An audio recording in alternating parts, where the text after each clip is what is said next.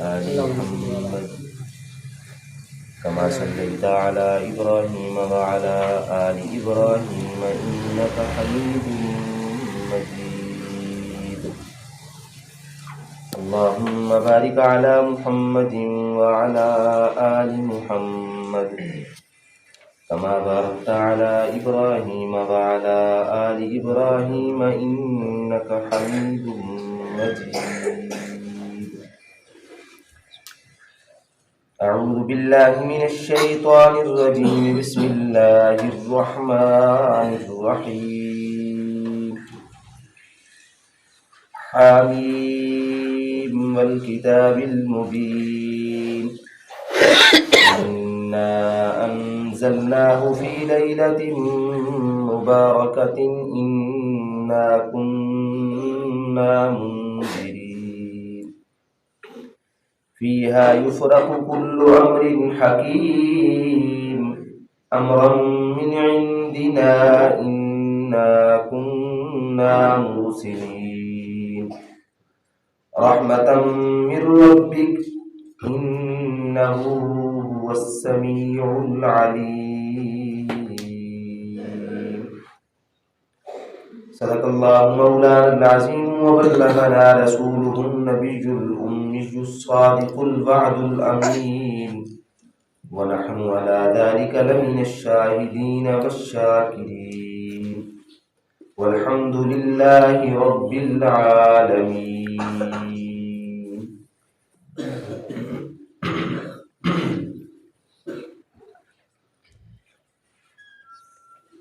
آج 14 شعبان المعظم کا دن ہے اور 15ویں شعبان کی رات ہوگی، آنے والی رات. اس رات کی مناسبت سے کچھ باتیں عرض کرنا ہے. اس مبارک رات کے فضائل احادیث مبارکہ میں وارد ہوئے ہیں. بڑی عظمت والی رات ہے. اللہ کے گویا کہ اللہ کی طرف سے ایک انعام کی رات ہے. اس مبارک رات کو قرآن مجید نے لیلہ مبارکہ کہا ہے، فی لیلۃ مبارکہ، کہ یہ مبارک رات ہے اور فیہا یفرق کل امر حکیم. اس رات میں اللہ کی طرف سے حکیمانہ فیصلے صادر ہوتے ہیں. جو اللہ نے سال بھر میں جو فیصلے فرمانے ہوتے ہیں وہ اس رات میں اللہ وہ صادر فرماتے ہیں اور متعلقہ فرشتوں کے حوالے فرماتے ہیں. مثلا اس مبارک رات میں رزق کی تقسیم ہوتی ہے کہ آئندہ سال کس کو کتنا رزق نصیب ہوگا. اور اس مبارک رات میں سال بھر میں پیدا ہونے والے بچوں کی بھی فہرست جاری ہوتی ہے کہ اس سال میں کس کس کے ہاں بیٹا یا بیٹی پیدا ہوں گے. اور پھر اس رات کے اندر سال بھر میں مرنے والوں کی لسٹ بھی تیار ہوتی ہے کہ کس کس نے اس دنیا سے رخصت ہونا ہے اس سال کے اندر. اللہ کی طرف سے حکیمانہ فیصلے اس رات کے اندر صادر ہوتے ہیں.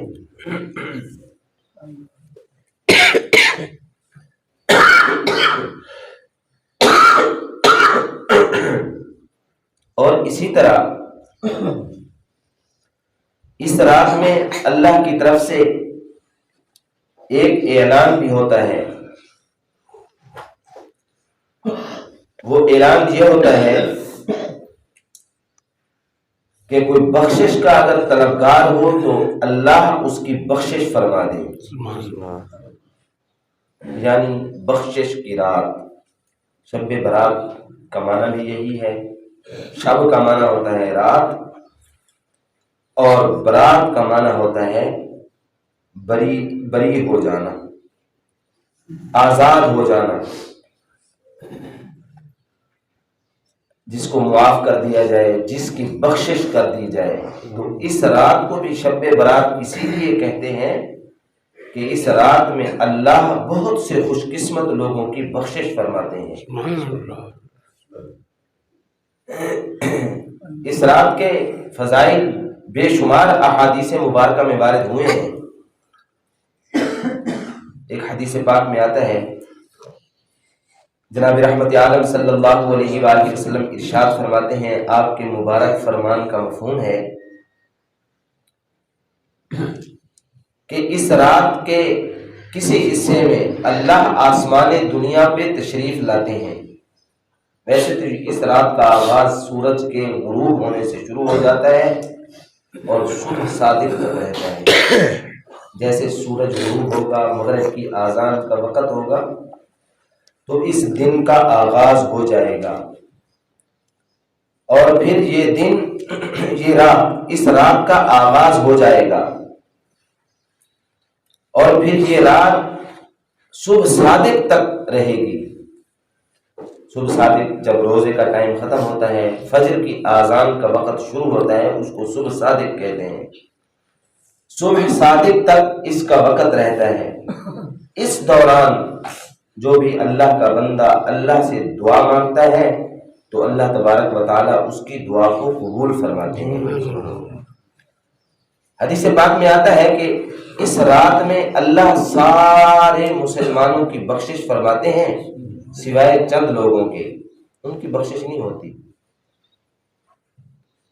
فرمایا ایک تو مشرک ہے کہ مشرک کی بخشش نہیں ہوتی،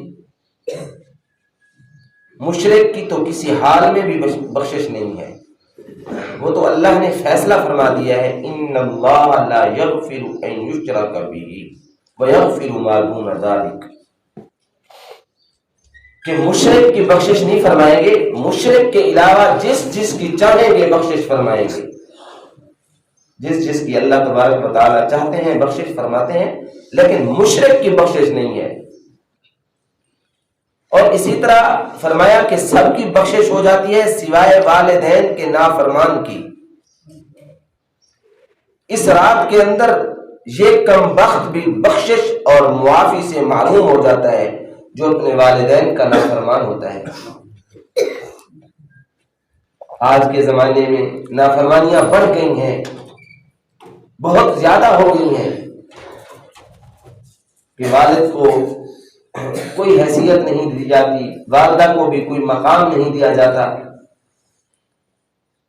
اور اسی طرح فرمایا کہ اس رات کے اندر سب کی بخشش ہو جاتی ہے سوائے شراب خور کے، شراب خور کی بھی بخشش نہیں ہوتی اس رات کے اندر۔ جو شراب کا عادی ہو، نشے کا رسیہ ہو، اس کی بخشش بھی نہیں ہوتی۔ اور فرمایا کہ اس رات کے اندر قطع رحمی کرنے والے کی بھی بخشش نہیں ہوتی۔ قطع رحمی سمجھتے ہیں نا، رشتے ناطے توڑنا، چھوٹی چھوٹی باتوں پر رشتہ داروں سے تعلق ختم کر دینا، اور بالخصوص جو رشتے خون کے ہیں، خونی رشتوں کو ختم کر دینا، معاف نہ کرنا، اس کو معمولی سمجھا جاتا ہے، قطع رحمی کو معمولی سمجھا جاتا ہے۔ یہ ہمارے ہاں معمولی چیز ہے، یہ معمولی چیز نہیں ہے قطع رحمی کرنا۔ اگر کوئی رشتہ دار تم سے توڑتا ہے تو تم نہ توڑو، تم پھر بھی جوڑو۔ فرمایا کہ اس رات کے اندر سب کی بخشش ہو جاتی ہے سوائے قطع رحمی کرنے والے کے، جو رشتے ناتوں کو توڑتا ہے یا توڑواتا ہے۔ اور فرمایا کہ اس رات کے اندر سب کی بخشش ہو جاتی ہے سوائے کینہ رکھنے والے کے، جو دل کے اندر کسی کے بارے میں بغض اور کینہ رکھتا ہے۔ کسی بھی مسلمان کے بارے میں بغض اور کینہ نہیں رکھنا چاہیے، اپنے دل کو صاف رکھنا چاہیے، کسی کے بارے میں بغض نہ ہو، دشمنی عداوت نہ ہو۔ اسی طرح فرمایا کہ اس رات کے اندر سب کی بخشش ہو جاتی ہے سوائے چغل خور کے۔ چغل خور کی بخشش نہیں ہوتی، اور چغل خور تو بہت عام ہے، آپ کے منہ پر آپ کے ہیں، اور جس کے ساتھ آپ کا تھوڑا بہت معاملہ چل رہا ہے اس کے منہ پر اس کے ہیں، وہاں بات بیٹھ کر سن کر کے آپ کو بتاتے ہیں، اور آپ کی باتیں اٹھا اٹھا کر کے اس کو جا کر کے بتاتے ہیں۔ یہ چغل خور ہے،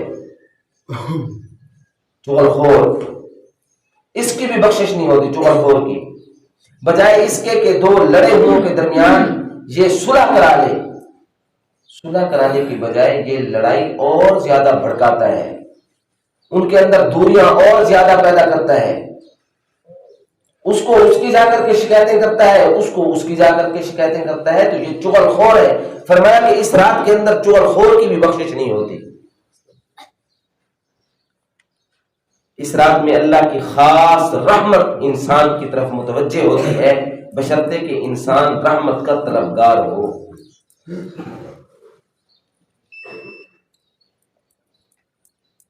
ایک حدیث پاک میں آتا ہے، حضرت عائشہ رضی اللہ تعالی عنہ کی حدیث ہے، فرماتی ہے کہ 15ویں شعبان کی رات تھی، میں نے اپنے سرتاج کو اپنے بستر سے اور اپنے کمرے سے گم پایا۔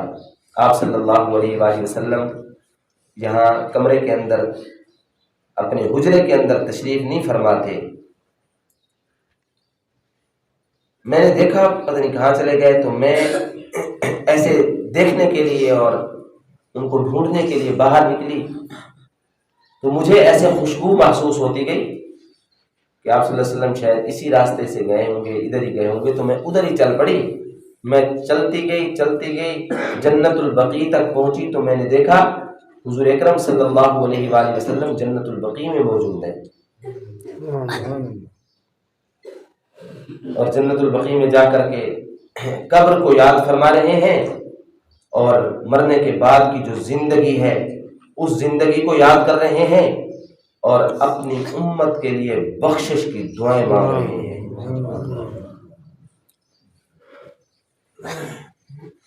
آپ صلی اللہ علیہ وآلہ وسلم امت کے لیے بہت ہی غم زدہ رہتے تھے، امت کے لیے بہت تکلیف میں رہتے تھے، اور اللہ سے اکثر اوقات دعا مانگا کرتے تھے، اے اللہ میری امت کا خیال فرمانا۔ اور کل قیامت والے دن بھی جب نفسی نفسی کا عالم ہوگا، ہر آدمی وہ جکڑا ہوا ہوگا، یعنی پریشان حال ہوگا، کسی کو بولنے کی ہمت نہیں ہوگی، کسی کو سر اٹھانے کی طاقت اور ہمت نہیں ہوگی، حتیٰ کہ انبیاء علیہ الصلوۃ والتسلیمات بھی نفسی نفسی کہہ رہے ہوں گے، اے ہمارے رب ہماری جان بچا لیجئے۔ اس دن بھی آپ کے اور ہمارے آقا جناب حضرت محمد کریم صلی اللہ علیہ وآلہ وسلم اپنی امت کا نام لے کر کے دعا کر رہے ہوں گے، اور اللہ سے گویا کہ اپنی امت کے لیے خیر اور بھلائی مانگ رہے ہوں گے، یا ربی امتی یا ربی امتی، اے میرے رب میری امت کا خیال فرما، میری امت کی بخشش فرما، میری امت کو لوگوں کے سامنے رسوا نہ فرما۔ تو حضور اکرم صلی اللہ علیہ وآلہ وسلم امت کے لیے کڑ رہے تھے، اور اس رات کے اندر قبرستان میں گئے، تو علماء کرام نے لکھا ہے کہ زندگی میں ایک بھر شب برات جو ہوتی ہے، 15ویں شعبان کی جو رات ہوتی ہے، اس رات میں قبرستان جانا مسنون ہے۔ زندگی میں صرف ایک بار، اگر کچھ احباب پہلے گئے ہیں تو بہت اچھی بات ہے، ان کی سنت ادا ہو گئی ہے، جو نہیں جا سکے تو وہ اس رات جو آنے والی ہے اس میں جا سکتے ہیں، وہاں جا کر کے قبرستان کے جو آداب ہیں ان کو ملحوظ خاطر رکھیں، وہاں تھوڑی بہت تلاوت کریں اور پھر واپس آ جائیں۔ اس رات کے اندر حضرات اکابرین نے انفرادی عبادت کا بھی حکم فرمایا ہے کہ انفرادی عبادت اس رات کے اندر انسان کر سکتا ہے پہلے سے بڑھ کر کے. انفرادی عبادت، اجتماعی عبادت کا تصور نہیں ہے کہ لوگ جمع ہو جائیں اور اجتماعیت کر لیں یا اجتماعی حلقے لگا لیں، ذکر و اذکار کے حلقے یا نوافل کے اجتماعی طور پہ نوافل پڑھ لیں یا ان کی جماعت کر لیں. یہ تو ٹھیک نہیں ہے، لیکن انفرادی حلقے وہ لگا سکتے ہیں. انفرادی انسان عبادت کر سکتا ہے، نوافل پڑھے، ذکر و اذکار کرے، تلاوت کرے، درود و سلام پڑھے، اور بہتر ہے کہ گھر کے اندر کرے بجائے اس کے کہ وہ مسجد میں آئے، وہ گھر میں اپنا ذکر و اذکار کرے اور گھر میں عبادات سے اپنے گھر کو منور کرے، اپنے گھر کو روشن کرے. اس رات کے اندر بہت سی خرافات بھی ہوتی ہیں، مٹھائیاں تقسیم ہوتی ہیں بعض کچھ علاقوں میں، کچھ گھروں میں چراغاں ہوتی ہیں، پٹاخے بجائے جاتے ہیں، الیاذ باللہ. یہ خرافات ہیں. اور اسی طرح اس رات سے پہلے کل ایک بچہ مدرسے میں آیا اور کہہ رہا کہ یہ عرفہ کا ختم دینا ہے. عرفہ کا پتنی عرفہ تھا، پتنی حرفہ تھا، حرفہ ہمارے پاس پڑھتا ہے حرفہ تھا، پتنی عرفہ تھا، اس طرح کے لفظ اس نے بولا ہے. پھر میں نے اس کو تھوڑا سا سوچا بھی ہے اور تھوڑا میں نے باز پوچھ کی ہے یہ کیا ہے. تو مجھے گجرانوالہ سے اس کی پھر ایک مسئلہ ایک آدمی نے کال کر کے پوچھا گجرانوالہ سے. وہ یہی کہا ہے، ان کی فوت ہوئی، وہاں چلا گیا. انہوں نے کہا حرفہ کا دن یا عرفہ کا دن، مجھے تو سمجھ نہیں آیا حرفہ تھا یا عرفہ تھا. یہ دن مناتے ہیں 14ویں شعبان کو، جیسے آج کا دن ہے 14ویں شعبان.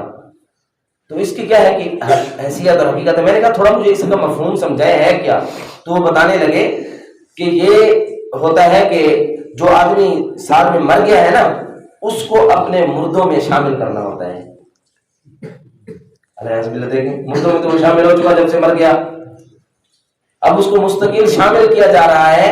مستقل اب تک وہ مرا ہی نہیں ہے کیا؟ اب تک وہ زندہ ہے کیا؟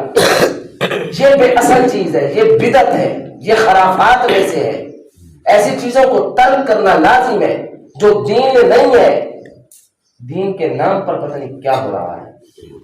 وہ تو مر چکا ہے، جس وقت سے اس کے سانس ختم ہوئے ہیں وہ مردوں میں چلا گیا ہے، مر گیا ہے وہ. اب اس کو سپیشلی طور پہ خیرات کر کے، سپیشلی طور پہ حلوہ تقسیم کر کے، حلوہ پکا کر کے اس کو مردوں میں شامل کر دیں، یہ حرف ہے. اس کی روح کو ثواب بچاتے ہیں. روح کو ثواب تو پہنچتا ہے اور پہنچانا چاہیے، یہ ہماری ذمہ داری ہے. لیکن اس کے لیے کوئی ایک خاص دن مقرر کرنا یہ درست نہیں ہے کہ ایک دن ہی میں یہ روح کو ایصال ثواب ہوگا، باقی دنوں میں نہیں ہوگا. بلکہ جب آپ کا جی چاہے، جس وقت جی چاہے، اس کے لیے آپ کو کوئی ضرورت بھی نہیں ہے کہ آپ اہتمام کریں، کوئی چیز پکائیں، کوئی چیز تقسیم کریں، کوئی چیز آپ جو ہے نا جی مسجد میں آئیں یا مدرسے میں جائیں اور وہاں جا کر کے آپ جو ہے مولوی صاحب سے ملیں اور انہیں کہیں کہ یہ کر لو، وہ کر لو، ختم پڑھ لو، سورہ یاسین پڑھ لو، فلانی سورت پڑھ لو. یہ کہنے کی ضرورت نہیں ہے. مسجد آنے کی بھی اس وقت میں ضرورت نہیں ہے جب آپ ایصال ثواب کرنا چاہ رہے ہیں. آپ جس مقام پر، جس موقع پر ہیں، اپنے بزرگوں کے لیے قرآن مجید کی درود و سلام کی، ذکر و اذکار کی، کوئی تسبیح کر کے، قرآن پاک کی تلاوت کر کے آپ ان کے لیے ایصال ثواب کر سکتے ہیں. ان کو ثواب پہنچتا ہے جی، ان کو ثواب پہنچتا ہے. لیکن حلوے بانٹ کر کے یہ سمجھنا کہ حلوہ ہی پہنچتا ہے، شرینی ہی پہنچتی ہے، وہ نہیں پہنچتی بھائیو، وہ چیزیں نہیں پہنچتی. ایصال ثواب پہنچتا ہے جو آپ پڑھتے ہیں، کرتے ہیں، تلاوت کرتے ہیں اپنے بزرگوں کے لیے. آپ کا، ہم سب کا، مسلمانوں کا معمول ہونا چاہیے کہ ہر نماز کے بعد تھوڑی بہت تلاوت اتنی کر لیا کریں اس نیت سے، چاہے ایک سورت اخلاص ہی کیوں نہ ہو جو ہم نماز میں پڑھتے ہیں، سورہ فاتحہ ہی کیوں نہ ہو، چند آیات طیبات ہی کیوں نہ ہو، اس نیت سے کر لی جائے کہ ان کا ثواب ہمارے بزرگوں کو پہنچ جائے.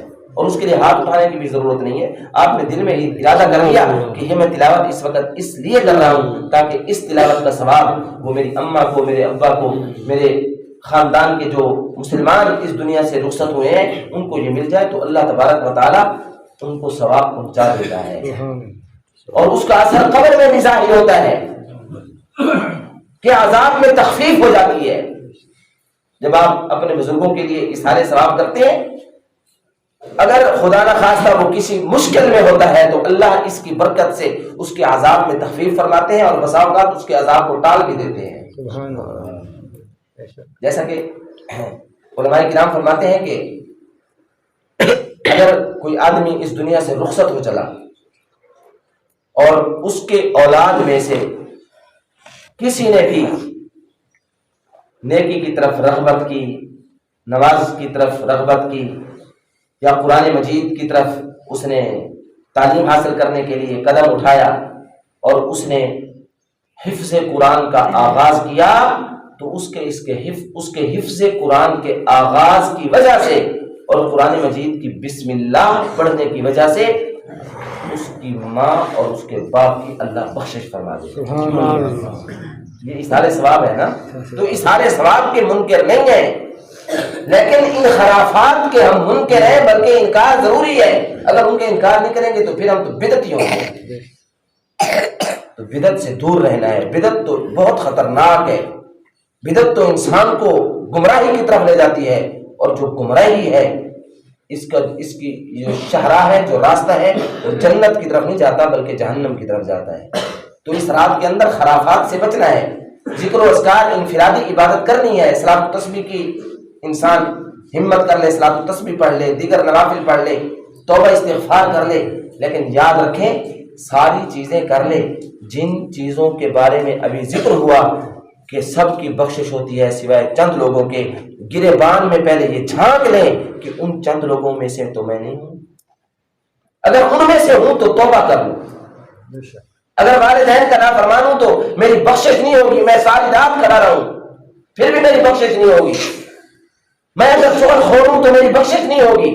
میں نے اگر کسی کا بغض اور کینہ اور حسد سینے کے اندر رکھا ہوا ہے تو میری بخشش نہیں ہوگی. تو اگر یہ چیزیں، یہ بیماریاں، یہ روحانی بیماریاں اگر ہیں تو ان کو پہلے ختم کریں اور پھر اللہ کے حضور حاضر ہو اور پھر اپنے لیے، اپنے بچوں کے لیے، اپنے بزرگوں کے لیے، پورے عالم کے لیے دعائیں مانگیں. اللہ تعالیٰ جل شانہ ہمیں اس رات کی صحیح قدر کرنے کی توفیق نصیب فرمائے. اور اسی طرح اس کے اندر روزہ بھی مصنون ہے.